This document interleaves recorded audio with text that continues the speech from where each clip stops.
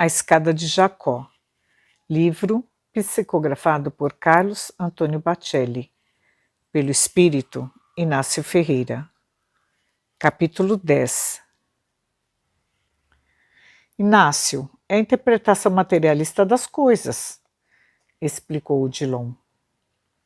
Poucos são os espíritos que vêm se acrescentar à coletividade terrestre, oriundos de outros orbes, e os que foram guindados ao patamar da razão, depois de terem estagiado por milênios nas faixas primárias da evolução.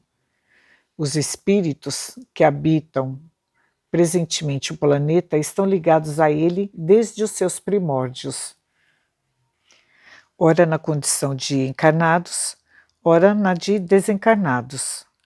Milhares permanecem sonolentos, rodeando a sua psicosfera, sem que às vezes logrem reencarnar antes de um período de tempo, que varia de 100 a 300 anos. E os que reencarnam sem real proveito? É o que infelizmente mais acontece.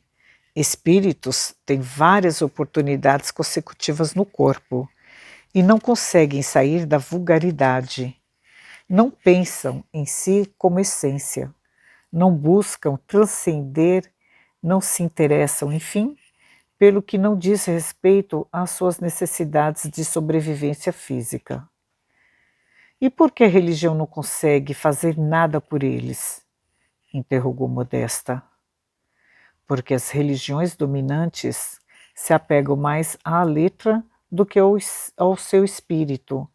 Não nos esqueçamos de que, durante séculos, a Igreja proibia a interpretação do Evangelho, a concepção de que Jesus se imolou para nos salvar, como que nos eximia de todo e qualquer esforço de redenção pessoal. Eximia-nos e ainda nos exime. Sem dúvida, Modesta, prosseguiu Odilon, porque se contam os milhares os que vivem à espera de uma transformação miraculosa. A ideia de um céu de fácil acesso custará muito a sair da cabeça dos que não aprenderam a pensar por si mesmos. Nesse sentido, a missão da doutrina espírita é extraordinária. Todavia, as verdades que veicula não serão assimiladas por todos, mas apenas por aqueles que estiverem exatamente à procura das respostas que ela lhes oferece às indagações. O Espiritismo, é bom que o digamos aos nossos irmãos encarnados, ainda não mereceu um ataque maior das trevas, porque, se assim podemos nos expressar, as próprias trevas não acreditavam na sua capacidade de conscientização das almas. Tímido e anônimo no princípio, transferiu-se da França para o Brasil, onde se aclimatou espiritualmente, mas vem sendo considerado uma cultura de terceiro mundo pelos países europeus. No entanto, nenhum de seus adeptos faz ideia da sutileza do ataque que, de uns tempos a esta parte, lhe é movido por seus opositores, que agora, principalmente depois do advento de Chico Xavier, vem se preocupando com o seu crescimento. E não nos iludamos, a infiltração tem sido realizada através dos canais da mediunidade. Os espíritos que nos adversam a causa prevalecem-se da invigilância dos médiuns e criam áreas de conflitos doutrinários. O arsenal de que os seus inimigos dispõem é extremamente diversificado. Além do mais, temos sido chamados a lidar com o medianismo, prática pertinente não à doutrina, mas às seitas afro-brasileiras, em que a Umbanda, o Candomblé e o catolicismo se fundiram. Tudo nos impõe o seu ônus. O espiritismo foi bem acolhido no Brasil, todavia, a simplicidade do nosso povo vem sendo explorada pelos espíritos interessados em estabelecer a confusão, deturpando-lhe a mensagem libertadora. Os veículos da imprensa leiga não fazem a menor questão de clarear o assunto, de vez que a maioria se encontra a serviço de facções religiosas e políticas interessadas em lucrar com a ignorância de nossa gente. Apesar de sucinta, a explanação de Odilon não podia ser mais clara. E aos motivos apontados por ele, ainda vinham de somar o personalismo e, consequentemente, a falta de união dos espíritas que, inconscientes da trama urdida pelas trevas, permitem fazer-se instrumentos contra o próprio ideal. Dr. Odilon, arguiu Modesta, em sua opinião, o que o espírito encarnado pode fazer para melhor aproveitar as lições do educandário terrestre?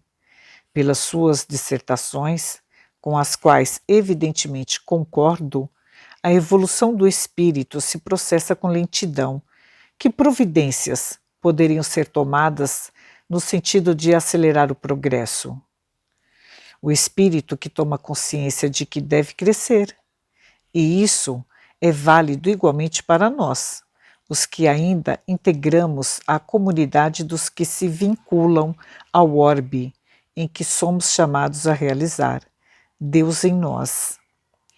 Necessita-se esmerar no cumprimento de suas obrigações cotidianas, que lhes refletem o karma, ou seja, no âmbito de suas próprias atividades familiares, profissionais, sociais e espirituais.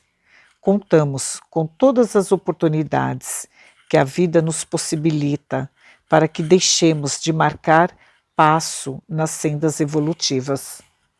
Mais uma vez, recorremos ao abençoado exemplo do Cristo, que exerceu as funções de anônimo carpinteiro, dialogou com pessoas simples de sua convivência, requisitou humildes representantes do povo para o apostolado, amparou os necessitados que viviam à sua volta.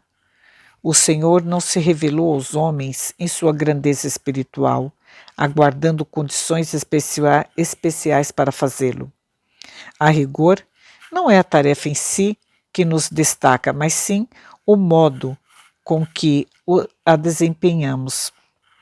A expansão do espírito não é um fenômeno externo. Na conquista de nós mesmos está o verdadeiro caminho da ascensão que pretendemos. Em suma, apartei. O segredo está em fazermos da melhor forma possível o que nos é concedido fazer. Estamos sempre, Inácio, em nosso melhor momento evolutivo. Mesmo os que praticam crimes hediondos? Mesmo eles. Os que não optaram corretamente, antes de cometer qualquer desatino, o espírito tem tempo suficiente para refletir e escolher. Não há ninguém desprovido de livre-arbítrio. Mas e as influências espirituais perniciosas a que eles sucumbem? No mínimo, existem na mesma proporção do que aquelas que procuram influenciá-lo positivamente. As leis da vida não nos deixariam à mercê do mal. Se as próprias criaturas se importam com a influência do meio sobre a formação do caráter, por que o Criador não se importaria? Se não pudéssemos resistir à opressão que nos induz à criminalidade, não poderíamos ser responsabilizados. Agora, é claro que a responsabilidade pelo erro cometido está na direta razão dos esclarecimentos que se possuem. Então, indagou Modesta, tão interessada quanto eu em ouvir as palavras do mentor, aproveitando a sua estada conosco. A ociosidade é um dos maiores entraves no caminho do nosso crescimento espiritual? O maior de todos. O comodismo faz com que o espírito consuma em vão o tempo, que, se melhor aproveitado por ele, o subtrairia à quase inútil repetição de experiências. quase inútil, porque não podemos afirmar que qualquer experiência lhe seja de todo útil. O fruto que se recusa a amadurecer por si, de tanto se expor aos raios de sol, acaba mudando de tonalidade. Mas não terá o mesmo sabor, observei. Sem dúvida. Acontece, porém, que o espírito é muito mais que um simples fruto que não amadurece no tempo devido. Incidindo sobre ele, a dor consegue induzi-lo ao indispensável amadurecimento, preservando-lhe as qualidades intrínsecas. Talvez por esse motivo, gracejei, o homem que realmente sofre é sempre mais doce. Conheço muitos, Inácio, aparteu Modesta, que são extremamente amargos. É que ainda não se expuseram suficiente ao calor da provação, respondeu Odilon. Quem não sofre o bastante não se quebranta. Em alguns espíritos, sofrimento pouco produz rebeldia. Você tem razão, Odilon, afirmei. Pelo menos no que se refere a mim, o sofrimento de todo dia é que me foi abrandando. Por fim, as frustrações acrescidas ao inevitável desgaste físico proveniente de cruel, mas remissor processo oncológico no cérebro, surtiram interessante efeito. Comigo, conforme sabem, aconteceu diferente, disse Modesta. O câncer inesperado, ao qual, pela minha condição de espírita e de médium, eu me julgava imune, provocou em mim uma indispensável revisão de valores. Intimamente, o tumor que me provocou o desenlace me fez crescer. Às vezes, a gente se ilude quanto ao próprio valor. Cheguei à conclusão de que ser espírita e médium não me tornava um espírito diferente. Ser espírita não é um atestado de elevação espiritual e muito menos médium, exclamei. De fato, o que importa é o espírito. De fato, o que importa é o espírito com as suas virtudes e aquisições. Graças a Deus, eu tive oportunidade de viver no corpo por quase 90 anos. Aos poucos, fui acompanhando o meu declínio físico e intelectual. O enfisema pulmonar crônico me fazia esperar pela morte todos os dias, de forma que, de maneira providencial, gradualmente fui me desapegando de tudo, inclusive do corpo desfigurado pelo tempo. A cada manhã, quando me levantava e me olhava no espelho, aquela face descurada e olheiras profundas, eu pensava no Inácio que, àquela altura, só existia nas fotografias antigas. A velhice é uma bênção. Quem tem oportunidade de envelhecer e de se ver às voltas com muitos achaques e limitações deveria agradecer. Você não acha, Odilon?